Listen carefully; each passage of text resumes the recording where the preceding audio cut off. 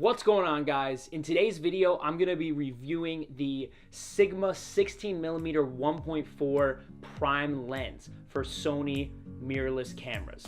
If you're shooting on the Sony A6 series, I highly recommend this lens. You can take video like this. Oh, Saturday sun, I met someone out on the West Coast. I gotta get back, I can't let this go. And photographs like this. This lens has an amazing image quality. On the video side of things, you can get those wide, sweeping shots that are great for introducing an area or just establishing the scene.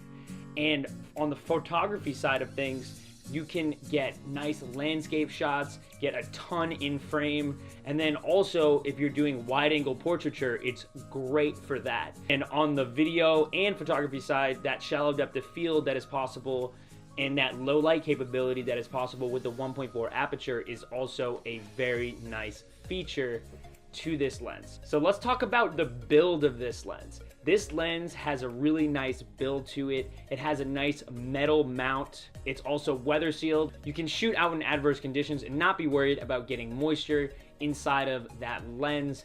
I like this thing. It has a really strong feel to it. Really nice glass. I just think the build of it is fantastic. Next thing to talk about is the image quality. The image quality of this lens is pretty damn good. You got that sharpness with the photographs when you're taking photos of either landscape or people. It's super sharp. It doesn't get soft around the edges. That is just something that you really want with your lenses. I just think the image quality on this lens is phenomenal. The other thing I want to talk about is just how versatile it is.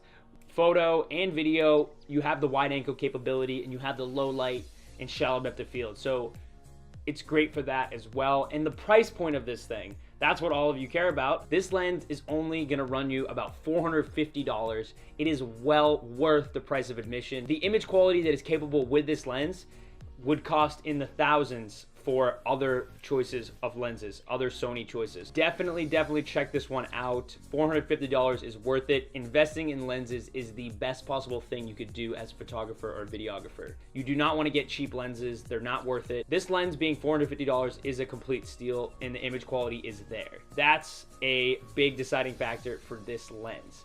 And then another thing is, it is probably the best choice. It is the best choice for the wide angle primes for the crop sensor cameras. The Sony 16mm 2.8 pancake, I've watched some reviews on it.